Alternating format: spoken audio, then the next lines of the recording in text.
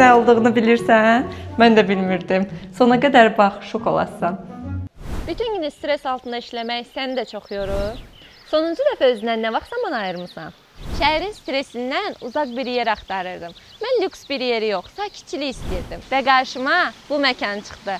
Düşünün elə bir yer ki, 35 hektar ərazisi var və qonaqlara göstərdikləri hər şeyi burada əkib biçirlər. Bir səhər yeməyi düşünün. Yediyiniz təndir çörəyinin dəyirmanı gözünüzün önündədir. Bu toyuqları da bayaq görmüşəm ki, bu yumurtalar hardan gəlir.